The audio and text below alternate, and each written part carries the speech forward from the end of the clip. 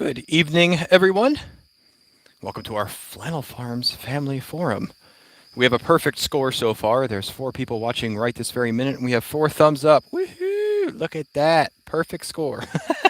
I appreciate you guys being here with me tonight. We have a lot to talk about. A bunch of things going on around here. Some politics, if you don't mind. And if you do, well, I'm sure you'll find something else to watch. Billy's going live like right now, and that's driving me crazy because he normally goes live at 8. It hurts my feelings that we're in direct competition. I'm just kidding. I love Billy from Perma Pastures. Yeah, welcome. I hope you guys have had a good week. It's been like 2 weeks since we've had a chat together, and the last time we talked, we were with Billy over at Perma Pastures. So this is a strictly us update time. And before we get into updates and things with the homestead and what's going on, my returning to work and those kind of things, I did want to discuss this upcoming Tuesday. It's a big deal. It's voting time for many of us, and of course, as always, it is the most important election of our time. Uh, hey, Carolyn. Um, Good to see you. Thanks for being here. So, is it the most important election of our time? Isn't it our most important election? Does voting even matter? And the short answer is yes, and also no. Um, it is very important that we get out and vote this week. I'm not saying we should not be doing our civic duty. I'm not saying we shouldn't pay attention. I'm not saying that there won't be the proverbial red wave that a lot of people I know are hoping for and a lot of people are dreading. But I've seen red waves before, and the only thing it seems to do is slow the train down from going off the cliff. I don't think we've ever actually turned the corner to get off of the road, off the cliff. So, yes, this week is very important. And I think we all should vote. So I'm not saying don't vote. But I think what we also need to do after voting is hold people accountable for what they say. Nobody in my area is running on dismantling the IRS or dismantling the Federal Department of Education or like dismantling who knows what, the FBI. Karen says, "Hi, I'll be in listening mode only tonight. Enjoy, everyone." Well, thank you, Karen. It's good to see you. I'm glad you're here. Um, it, they make a lot of promises, and Congress has turned over a vast majority of its power to these unnamed, or named, I guess they're named, but unnamed people who are in unelected positions. Oh, also, I forgot. We're having fireside chat. There, Jeremy. Fireside chat. Jeremy was mad because I don't have a fire going. It's been a rather busy Sunday for being restful. But the tea this evening is fireside chat with a little dash of honey. You'll forgive me for not starting off with that. I'm also so worked up about today and ready to talk to you guys that I forgot the opening intro, the monologue. Sad, very sad. So, I haven't seen anybody talking about abolishing. Hey, Margaret, she made it to a live. She says, "Welcome." Kirstine says every election. Let me switch to my other device. Says every election is important, especially the local level, but our voting system kind of sucks because it really only gives us 2 choices. I would like ranked choice voting. I'm with you there. Because that gives some real interesting people an opportunity to get in with ranked system. But I don't hear anybody talking about abolishing, private property tax so we can actually own the land that we work for. I don't hear them talking about getting out of the way of companies so that they can do some work. I don't hear about them going after companies who are trying to abolish free speech. I know there's a mixture, right, of the private company thing and what they are and aren't allowed to do, but if you've taken federal dollars or tax subsidies or any of those things, you're not really a private company anymore. You're in bed with the federal government. And if that's the case, I don't think churches should be a 501c3. And a 501c3, for those of you who don't know, is the nonprofit, rank label for churches. Because I absolutely think it's the church's responsibility to speak out on politics, regardless of which side of the aisle you fall on. Um, that's the most ridiculous thing. Churches should not be in bed with the government. There should be a separation of church and state. And by that I mean a separation of the church from the state. Not that there should be a separation of people's moral beliefs and code in government. Different topic. So I also don't know how much of our voting is going to matter with the grand cabals of people who are actually running things, behind the scenes. And I don't think it's as nefarious as the Illuminati or anything like that. I think it is much more out there in the open. I mean, the bankers are essentially running the world, the International Monetary Fund and things like that. I mean, they kicked out the lady in the UK, and the guy that's running it is like a former investment banker, the new prime minister. It's ridiculous. The conflict of interest. We've talked about this before. It's like a lot of the people on the FDA's board are from Pfizer and Moderna and all these things, and they're the ones going, "Oh yeah, it's totally safe. Good job." Well, yeah, it's nepotism. I mean, it's the most convoluted thing, and now we're following all these, faceless bureaucracies that have the actual power instead of our elected officials who are supposed to have the power. So there's a lot of things that are wrong with our system. But what we need to do, um, yeah, Rod. I'm sorry. Rick says we need the UK PM is pushing a digital currency. And yeah, Kirsten says, well, what do you expect with legal bribes? Exactly. Exactly. So does it matter? Yes, it does. We do need people in there that are moral people. We need people in there who have codes of ethics. We do need those people, but we need to help keep them accountable. It's not just you vote blue no matter who, or vote red or you'll end up dead, or whatever the goofy little sayings are. We need to find people, and then once they're in office, we need to hold their feet to the fire. Now, in some ways, the government is designed to be obstructionist, and that's good. It's not meant to move quickly. Some things are going to take a while. But honestly, my friends, not all of you have hit the thumbs up button, and that really hurts my feelings. Now, there's 20 of you watching, and only 10 people hit the button. And if that many people don't like what we're doing here, I can't believe you're still watching. Maybe it's a car accident. You're just like, this is trash. I'm not going to thumbs up. But it's like, I can't look away. Look at him. He looks homeless. He hasn't had a haircut in like 2 months. He didn't even shave for us. What a ridiculous thing. Uh, um, we need to hold the people that we elect accountable to what we want them to do. And I don't think I'm not good at that. I will freely admit to you, I'm not one who writes letters to my congressman and, does those kind of things. And I should be. I should be making those phone calls and sending those emails.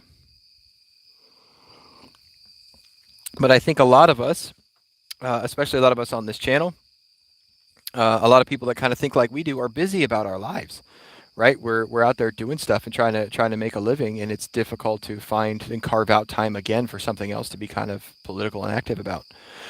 But here's what I was going to say before I made the joke about the thumbs up button. Is part of me feels like we are in the dying gasps of an empire that's not going to make it. I hope that's not true. I don't wish our demise. Please don't misunderstand. Um, I think well, yeah, Carolyn. Carolyn says, how do we hold them accountable if we do let them know how we feel about something? Part of it is voting with our dollars, moving our dollars out of those institutions, and part of it is not re-electing them a second time. The Tea Party people ran a lot of people that elected other people, challenged Republicans in primaries, and I think that's a good thing. But I feel like we're in the dying throes of an empire, and if you read about the decline of most empires, they weren't typically like rise, rise, rise, rise, rise, rise, rise, crash, right? Excuse me. There was like bumps along the way, and even when they were going down and they were in decline, there were still moments, right? If you read about the Romans, where their borders were getting pushed back, so then all of a sudden they built like Hadrian's Wall and those kind of things, and there were moments where they pushed back against it, but like it was inevitable it was going to fall. Um, I think we have the opportunity this week to buy ourselves more time. That's honestly what I believe. Now, you guys know I'm not into fear mongering. I'm not into fear. Well, there's another term for it that's stronger, but I don't know if children are listening, so we won't use it. But fear mongering, but with a four-letter word that starts with P. I'm not into trying to sell panic or fear or to pretend that I have answers for you that I don't have. That gets ratings, but that's not what I feel my purpose is in doing this. But I feel like this week we have a chance to maybe slow the decline down for a little while and give us some more time to prepare for what's coming. And I don't even necessarily mean prepare physically or monetarily, but to prepare spiritually, emotionally, and physically.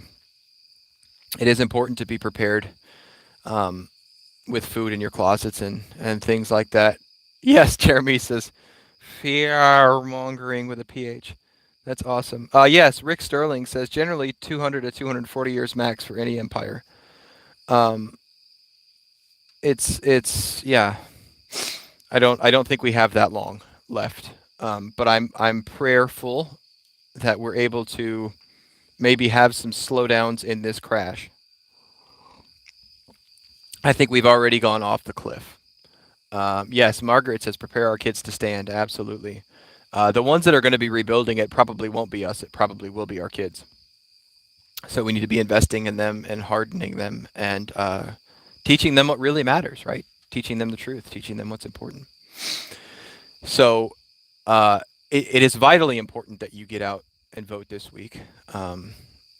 And that we do our best to hold our governments accountable because our lives can be much, much harder when our governments are evil and tyrannical.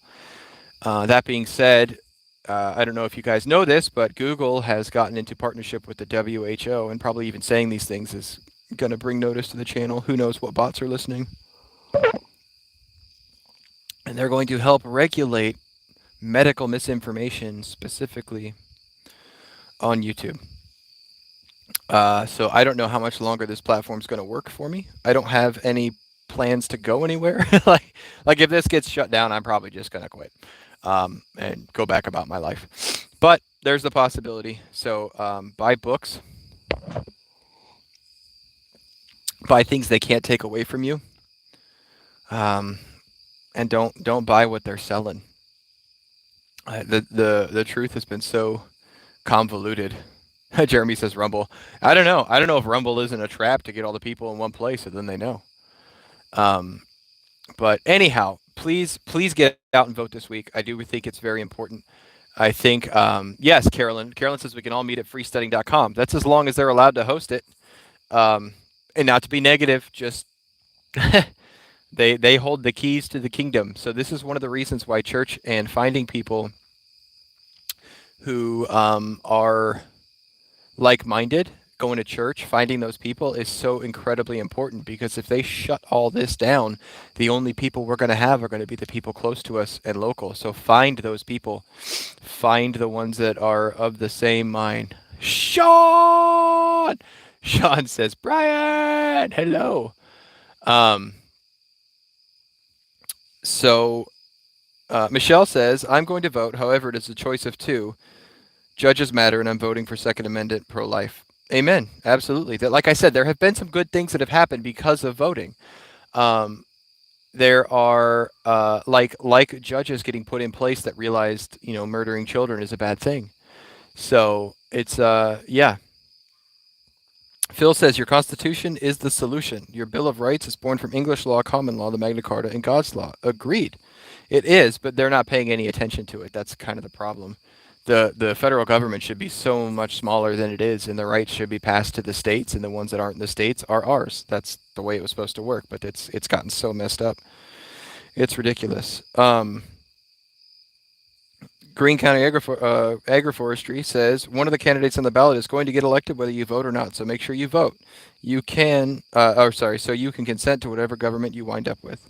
Yeah, voting is very important. So, but what I don't want us to do is put our hope in men and put our hope in a political party.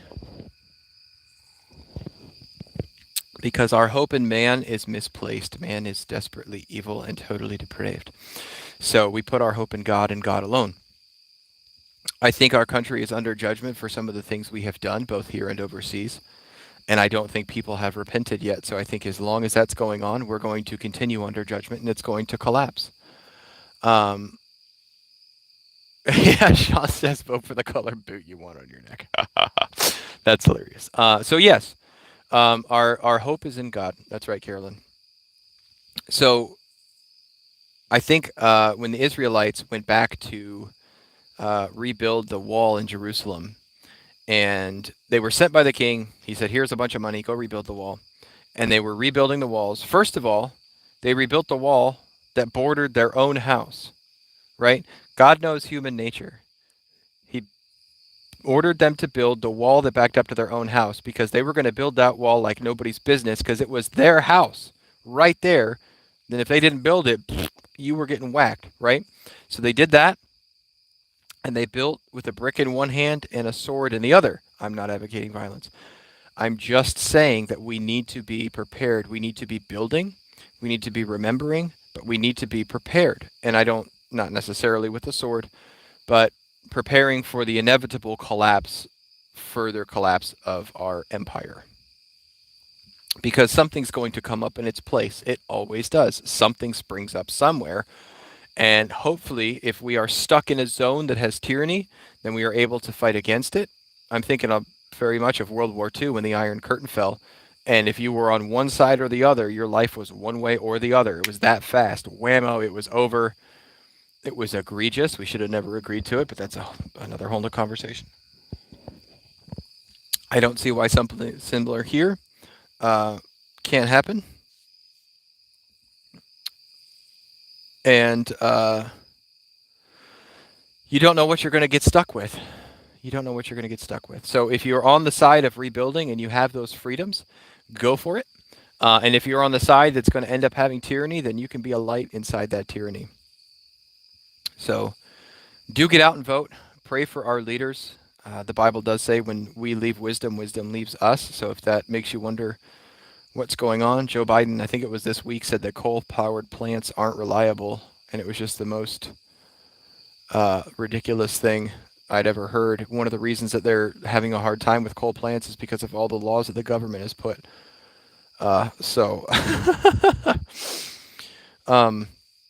My brother says, I no longer believe that voting makes any difference. It's all fraudulent and the parties are controlled. Possibly. Possibly. I still think we need to vote. I do think it's something we're called to do. And he says, I do respect my brother, of course. And I you, my brother. But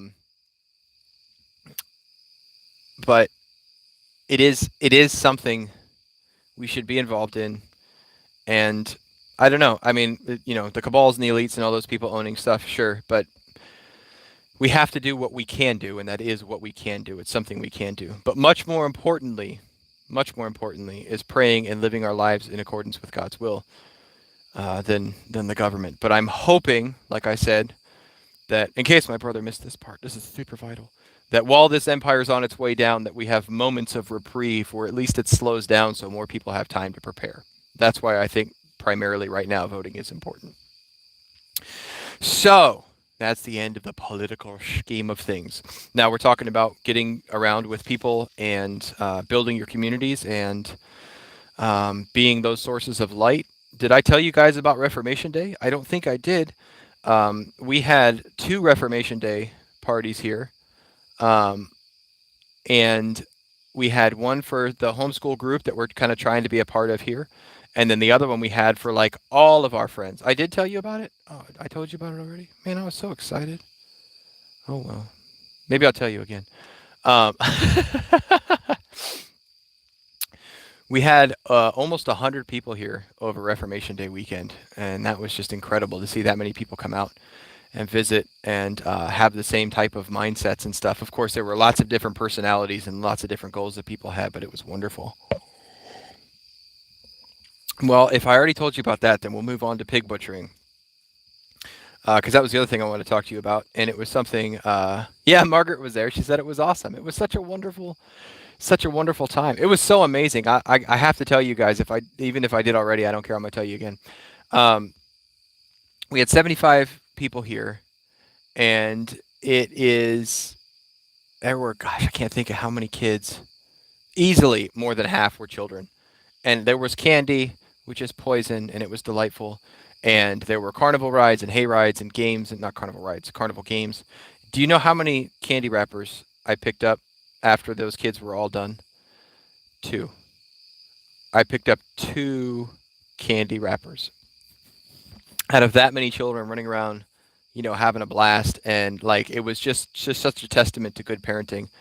And the place wasn't trashed, nothing was broken, like my doors weren't falling off, and I could not possibly supervise everything on the scale that we had things going on. We had stuff covering acres of land, and there were just people everywhere, and it was a wonderful time of fellowship and unity. My brother says, "We trust in God, not in ourselves, but at the same time, we work hard and are prudent." Amen to that. That's absolutely right. We see the ant, right? We are given the example of the ant who doesn't have an overseer, and yet they work and they store up, and when winter comes, it's better. Um, uh, hey, Sean, his phone died in the last 2 minutes. I was just talking about how we had 75 people here, a whole boatload of kids last weekend, and I found two candy wrappers, and that was it. It was amazing. So we butchered a pig this weekend. I did not film it because I've already filmed pig butchering, and a lot of people don't like to see it. So I posted a short of it in process.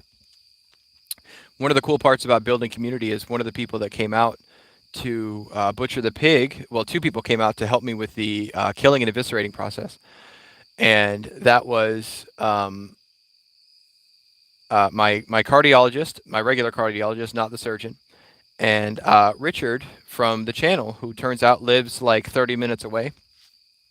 He came and brought us some thornless blackberry plants, and we're super excited. It was very kind. Thank you, Richard. So I got an opportunity to meet him, and they came out on Friday. So Thursday we separated the pig from the herd and put him in. I borrowed, you all know Buck, my friend. Professor Pending says, "Yawn, I'm here." I don't know if I've bored him already, um, but oh yeah, Margaret says at the celebration, I enjoyed talking to someone who found you through YouTube. Margaret goes to our church. We go to church with Margaret, whichever way you want to say it. And yeah, I had people, I had neighbors, we had people from church, we had people from YouTube, and we had like friends that were outside of any of those things. It was amazing. It was really great to have all those people from all those different walks of our life kind of coming together. But I borrowed a equipment hauler from my friend Buck, and we separated out the pig, and that was really interesting because they're all behind hot wire. You guys have seen our pigs. I don't really have a paddock area for them, and you're supposed to separate your animal out or not feed them for 24 hours. Well, if you leave your pig running around in the woods, if you don't feed them grain, they're going to eat something. So we thought, well, we'll try and separate them out by putting them in this trailer that they've never seen. That was an interesting experience. We back the trailer up to the hot wire. So the hot wire is like right here. We back the trailer up to it. We turn the wire off, and then we open the doors. And of course, I'm not equipment hauler. I'm sorry. The livestock hauler.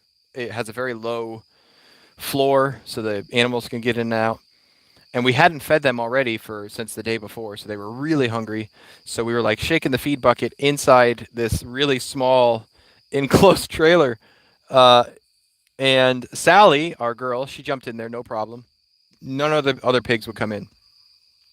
For like half an hour, we're like cajoling and like dropping little bits of feed, like a seed trail. And I had Mrs. Flannel and two of the kids out there, and we're like tapping them on the butt and trying to. And the pigs are smart, and if they don't want to do something, they're not going to do it. But after about an hour, Sally came all the way up into the trailer, and then finally, Pork, one of the big ones, followed her in. He was the one we wanted. So we shut the doors real quick. Then I realized I didn't want Sally in there because I was going to have to open the doors and dispatch this pig, and I didn't want the other pig to run out or freak out or whatever. So then we played like round robin trying to get her out without getting him out. But we did that successfully. We pulled the trailer around over by the barn. And then Friday morning, we built a fire in the scalder. And we wanted to kind of get started early. So we got the temperature up, and I got the temperature. Actually, we left him in too long, so the hair like scalded into the animal. So instead of being able to just scrape it off, it ends up becoming a real big pain in the neck. But we finally got all the hair off, and all of the gutting went well. I have a picture. I didn't post it because I don't have his permission, but of my my cardiologist like taking the head off the pig. It's a pretty gnarly picture because the skull didn't go well, so the pig like from here down is naked. There's no hair, and then from here up it's like fully haired. It was it was interesting. Um, but yeah, and Richard got involved. Richard helped out a lot, and it just was a really good time with a couple people. Now, obviously, I've seen my cardiologist before, but I hadn't met Richard, and so it was a nice time of fellowship around gutting a pig, which sounds like a really weird thing, but it was nice. Hmm. There's Rick now. What a great experience, he says. I really enjoyed our time. So the pig was about 230 pounds total. I would estimate each half of the pig was about 80 pounds, and then you add the head, which is normally 25 pounds. Um, and we got him up, got him in the freezer, and the next day, the lady who traded half a pig for Esther with us, she arrived, and she helped us process the pig all the way down. So the short that I sent out, if you guys haven't seen it, which I'm sure most of you have, had that breaking down. I think it was the second half where we had broken down most of the peeps. And Jeremy asked if the cardiologist pulled the heart out and gave him an anatomy lesson. No, I am a paramedic. I know all about the heart, and I've also learned a lot since I've had surgery. So, but I did actually. You could see when you stick the pig, you either hit the aortic notch or you end up in the heart. And this time we ended up right in the heart. So I actually showed where, when you stick the pig, it all ends up coming down. But yes, she came out and with her kids and helped us process the pig down. They took their half home yesterday, and that was a great experience. It was man, yesterday was a beautiful day here. It was just cold enough. We only had a few flies that showed up near the end. Um, Rick says, I told my family what I did that morning, and they all now think I'm off my elderly rocker. I think not, my friend. I think you are on it. I think you are all over it. Um, you should bring your friends or bring your family, and they can see it's not that crazy. I asked my cardiologist. I said, "Hey, man, what did you think of this experience?" Because he's, from not something he'd done before, and he says, it was surprisingly normal. He's like, "Is that weird that it was normal?" I said, "It's not weird. That it is normal. It is something that should be normal. We should know where our food comes from. We should know how our food lives. We should know what it takes to take an animal from running around in the field to our frying pan. It's something we should have some familiarity with, if possible." I think that's part of the problem is we have we've gotten separated from so many things that make our life actually function that we don't even understand them anymore. But since Jeremy keeps bringing up valves, I will tell you, I have been cleared to go back to work. So starting the 15th of this month, I will be back on duty, full-time regular duty in the fire station. Really looking forward to getting back to work and doing the job that I love so much. And that also means that you should be getting a lot more content because I get, man, it's something, I'm sorry, keep itching my eyeball. I know doesn't make for good television, but I don't have a commercial break to go be like, what is in my face? Um, Y'all just making me tear. Um, it going back to work. Content. That's right. Woohoo! You will get more content because, as I've said before, I don't like editing videos when I'm at home. My computers are slow. My internet is trash. It takes forever. I just don't like it. And I also like to be doing things on the property, so I just don't. I don't like to sit at the computer for 3 hours and edit when it's like a beautiful day or an evening with the family or whatever. So Sean says, "Don't worry, Brian. I make a lot of people cry."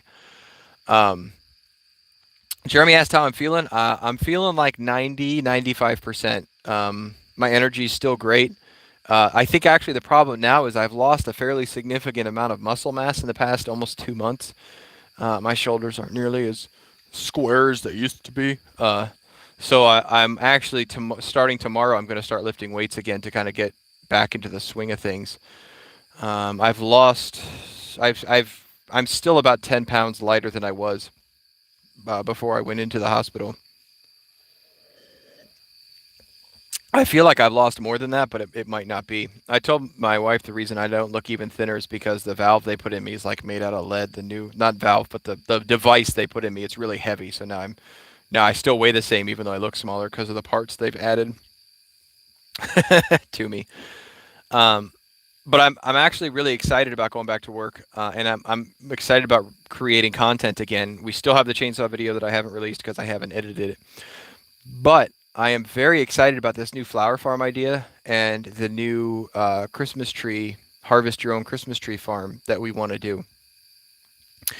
And I we have underbrushed a bunch of areas, so we have access to a lot more leaves than we did last year. So we're going to start mowing underneath there to mulch everything up, and then we're going to start dumping it into the different garden beds.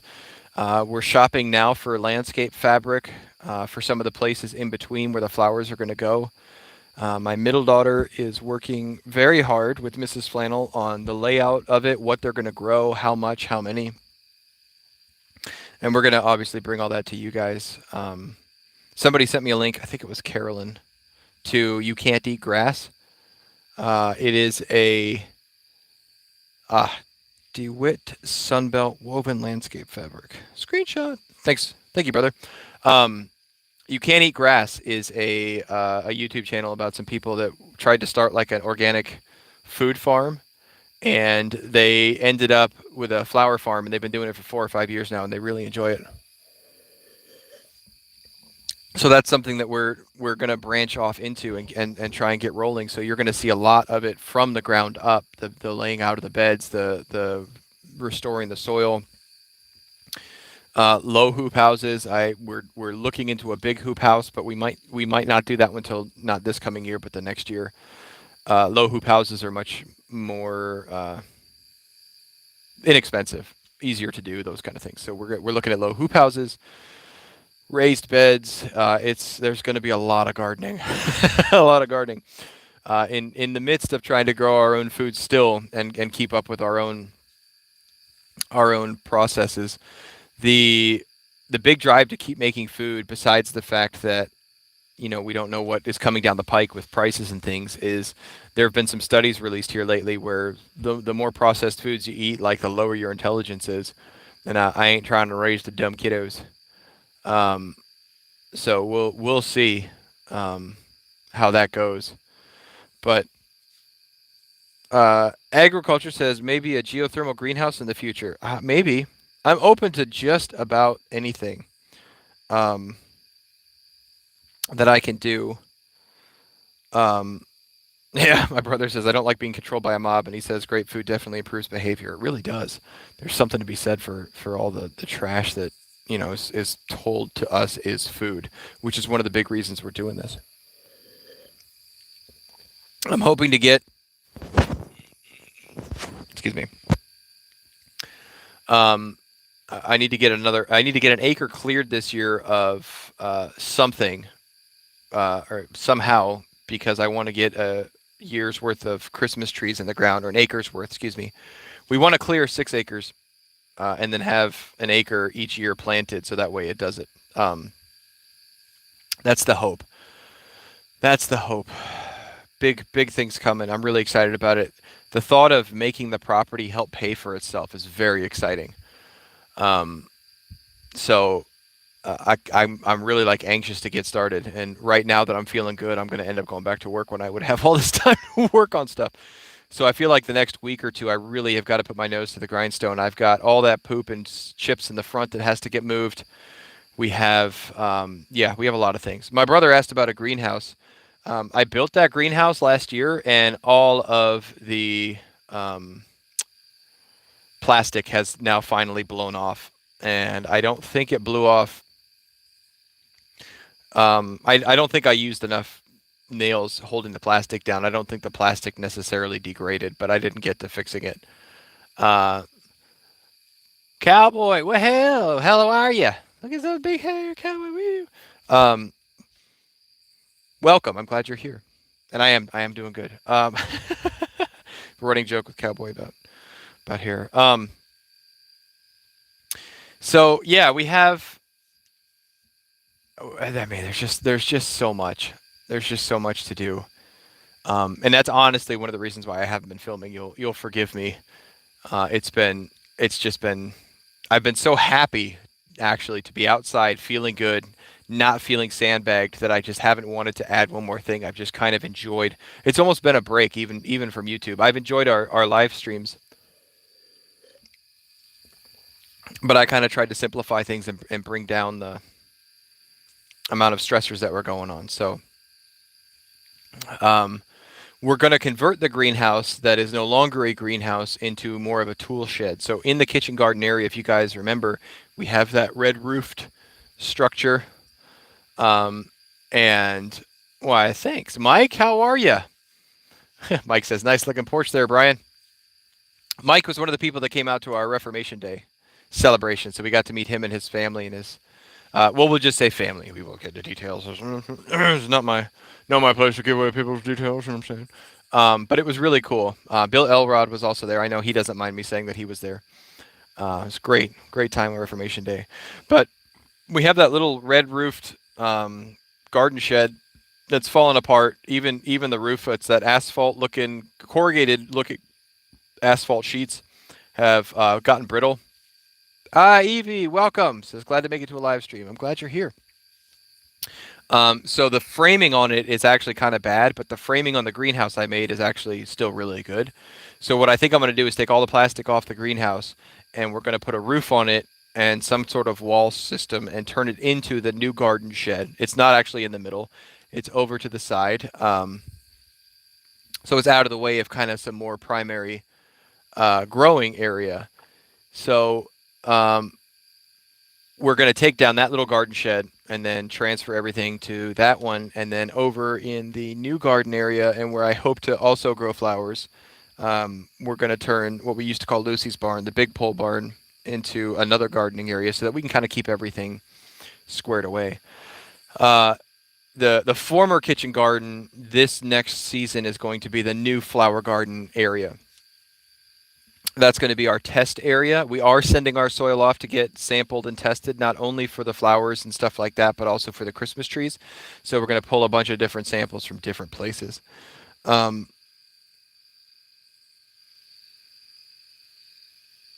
sorry, I'm reading different comments. My brother and Sean are working on some stuff um, in the chat. So Green County Agroforestry says drought was rough on our flowers this year. It was a tough growing season all around, I think.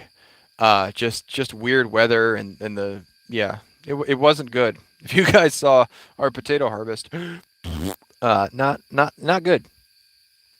But one of the wonderful things about growing and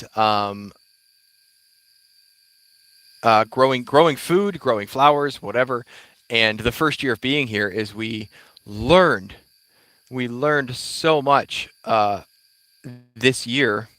Oh, thank you, Burley. Burley says, so thankful you're feeling better. Praise God. I'm looking forward to spring gardens. Amen. We just got to get through the dark time. We just got to get through the dark time.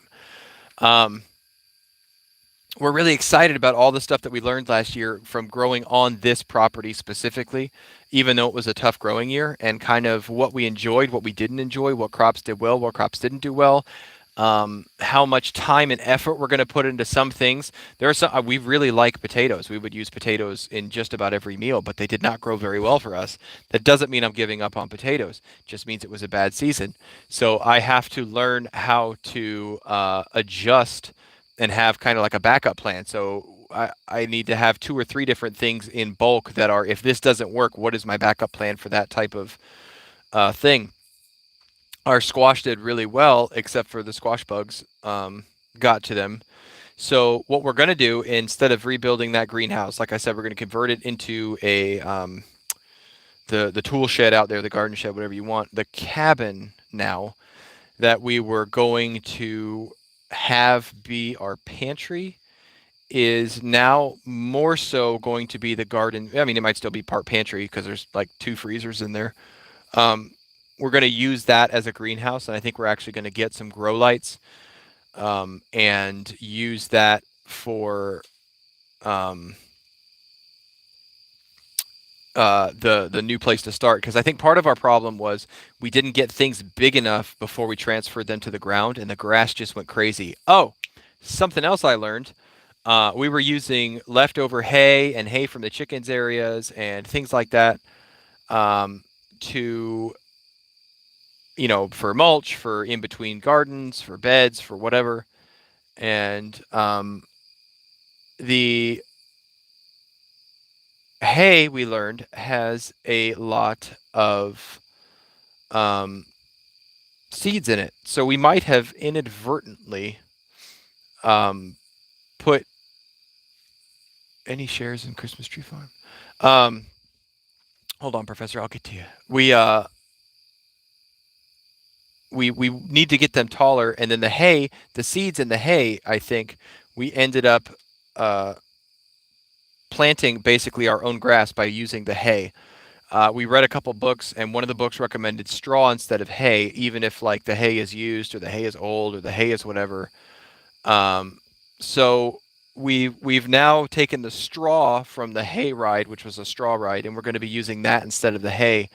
And even the grass clippings and stuff, you can be inadvertently adding to the seed bank. So we're going to be a lot more careful. Yeah, Rick says I use grass clippings from the lawn, but that potentially, depending on when you cut it, could have seeds in it also. So Karen says, I have to go. Have a great evening, everyone. Sorry I couldn't be in the chat. That's okay, Karen. Have a lovely evening. Thank you for being here. So we're going to do more straw. Some of the farmers around here, Buck included, have straw that was like that they got from other people or wasn't stored right or is old or is getting moldy or whatever that is really good for the garden. So we're going to start using that straw instead of hay. So I don't know if it's a pro tip, a noob tip, a whatever tip, but don't add seeds back to your garden that you don't want to grow there. So we're hoping to eliminate that problem this year with not using the hay, but using straw instead. So we have a lot of that horse manure that's been aging, and we have a lot of the wood chips that's been aging, and we're going to bring all that into the new garden area. That's why I had to create that new path, and we're going to hopefully this week lay out both gardens. I will do my best to film that so I can start editing that and getting it out. But we're going to lay out the flower garden first, see where everything is gone. And yeah, Carolyn says make sure there's no herbicides. So yeah, make sure y'all are looking out for Grazon. Hello, Jennifer K. Jennifer K says hello all. Yeah, we do know that where we source our stuff from does not have Grazon in it. Thank goodness. A lot of people have lost a lot of very valuable plants, time, and effort because of Grazon going right through the animals in their poop and then getting dumped on your garden, thinking you're doing the right thing. I'm really excited about how many leaves we have this year that we're able to actually harvest, because last year everything was not underbrushed, so there were leaves around, but it was just so thick and so difficult to get to. So now that we've underbrushed right before everything fell, that man, we're going to have, I don't know, so many leaves. It's going to be amazing. So much mulch, so much good stuff going back into the soil. But our rotational thing up in the front pasture is working with the cows as well. We have moved them into the middle paddock now. So I mentioned it briefly in the short video, but what we had done was planted winter cover crops last year, winter wheat, spring oats. We did a spring pea too, but I wasn't really pleased with that. It was just kind of weird. But the wheat and oat, we planted again about a month ago, month and a half, I guess. It wasn't long after surgery. And then we sectioned that off from the cows and we let the other grass grow real high. So they ate that stuff, and we've now hit like the 5-6 inch mark. And it works really, really well. They're in there, they're eating now. So I'm hoping that we won't have to start feeding them hay till January or February. And even then, I'm hoping only for a month or maybe 2 months tops of hay. So if I can get away with 2 months of hay over each year for 2 years, the cows are going to be extremely economically viable. They're probably going to be the cheapest. Well, I don't know if cheapest per pound. You end up paying almost $1 a pound of finished meat just to get a cow. But it's going to cost maybe like $1.50 per pound for the cows when it's all said and done. If I butcher them myself, which I don't know if I'm going to do. I really want to. I really want to. But I am not allowed to sell meat that I have butchered myself, and our hope is to have one of the cows sell to pay for the other one. So I don't know.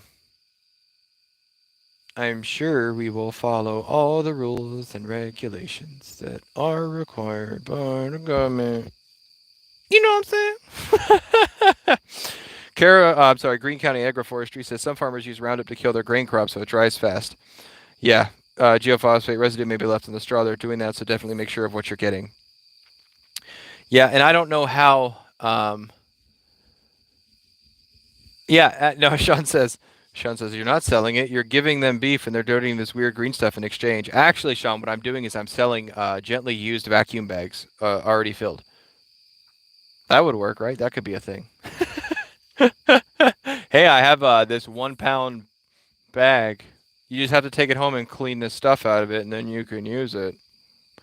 I did hear of a brewery, I think it was, that was like they were not allowed. There was some tax or something with the alcohol, so what they were doing was selling bottles that just happened to be full of something you had to take home and rinse out. I love it. Laws are dumb. So many stupid laws. Which gets back into our hey, go back and vote. It's important. Vote. But anyhow, so that's kind of where we're at. There's just been so much going on with the work and the underbrushing. My tractor's still not running. The golf cart's still not running. Actually, and this might be a weird thing to ask you guys to pray for, but I cannot figure this golf cart problem out. Uh, I have gas pouring out of the carburetor, which I was told was probably the float. Well, the float seems to be operating just fine, but it still has gas pouring out of it. So I have found the fuel air ratio mixture screw, and I've adjusted that according to manufacturer's recommendations. Then there's another part that regulates like how much fuel comes in through the jet, and I found that, and I've been able to fix that or adjust it. But I either end up with like no gas or all the gas, which makes me think the float still isn't working, but I've taken it apart and the float seems to work. Of course, I can't actually see inside the carburetor. Um, so it's really frustrating. Because that golf cart, as you guys know, is like it's very vital to our operation. We can do things without it, but things are so much faster when you can just jump in the cart and take down, a load of scraps to the pigs and those kind of things. A new carburetor is like $80, and I don't really want to spend it because as you guys know, this drama with this golf cart. For those of you that don't know and are new to our channel, we bought a 1994 Easy Go golf cart like this time last year. There was nothing for sale. I paid way too much money for it. It broke a month after we got it. I paid way too much money to have it fixed. And then after I had it fixed, it broke again. It threw a wheel bearing. I fixed the wheel bearing. And then the muffler broke, and Buck welded it for us, but something got in the muffler, we think, that got sucked back into the motor, which ended up scoring the piston. So we took a donor cart that we had and we took the piston off in the ring and we replaced that, and it worked again. And now I have gas pouring out of the carburetor because it turns out the fuel line that went into the carburetor was epoxied on. It wasn't actually in. And so I couldn't, it's a press fitting. It wasn't even a screw, and it was a press fitting fuel line. So I was able to find a brass tube essentially, and I tapped it and dyed it and added threads to the carburetor. I added threads to this little brass piece. I put it in and I connected it to the fuel line, and it pours gas out of it. Like there's just way too much gas. And I know the golf cart still runs because when I take the carburetor off and I spray the fuel, the starter ether in it, it runs, right? Yeah, Evie says wicked machines tend teach us patience. And it's just really frustrating. Lucy still isn't working our 1953 Ford Jubilee, but my friend Buck was doing some research on some forums, and it turns out that that tractor might actually be a negative ground, or I'm sorry, a positive ground instead of a negative ground. It's a weird backwards thing that apparently some 6-volt tractors were backwards. So we haven't flipped everything around yet to see if that is maybe the case, but we're going to try that here coming up soon. But yeah, I just don't want to throw another $80 at buying a carburetor for a golf cart that I've probably got $4,500 in that I really shouldn't have that much in. It was a mistake to purchase that one. But it also doesn't run, so I can't really sell it for anything, and I don't want to go spend $2,000 or $3,000 on another golf cart. I don't have $2,000 or $3,000 to spend on a golf cart. So that's the problem, Carolyn. Carolyn says, "Oh my gosh, I'd say sell it, look for another one," but it doesn't run. So, of course, the other option is going and buying like a pull start. Yeah, Jeremy says most 6-volt systems are positive ground. That's one of the things we have now discovered is it's probably a positive ground. So I need to figure out how to reverse everything. And Buck is going to come over and help me do that one day. And that might be the simple fix for Lucy, but it doesn't fix the golf cart. And I don't know if like I hit your ox into the golf cart or get a mule. Well, here's the problem with that, Evie and Green. As much as I would love to do that kind of thing, by the time you go get an animal, hitch it to a cart, you probably could have done whatever it was you were going to do without the cart in the first place, because our property isn't that big, but it's like 700 or 800 feet to get out to the cows by walking, and it's nice to just be able to pop in the golf cart. Carolyn says sell it for parts. Yeah, I don't even know if it's worth parts at 30 years old. But anyhow, I really think I should be able to just adjust this carburetor, but I have not been able to figure it out, so that's on my list of things to do. I'm also working on a kind of a pet project at work. I think I've told you guys about. If you would pray that that goes over well, I think it really has an opportunity to show brotherly love to people that I work with and their families. I am putting together the proposal now to meet with the fire chief and see if we can't get this thing implemented. And it is kind of my, it's not all going to fall on me, but it's my baby. So I'm trying to get this thing off the ground. I think it will be good for people. So that's actually tomorrow's project, is putting this proposal together. And I don't really like sitting down and writing things. It's not my gift. Because I feel like I should just be able to go, hey, this is the thing we should do. Let's do it. But I have to write it, in government speak. So if you would pray that that goes over well, I would appreciate it. Not for my sake, but for the sake of the people that I think we can help with doing it.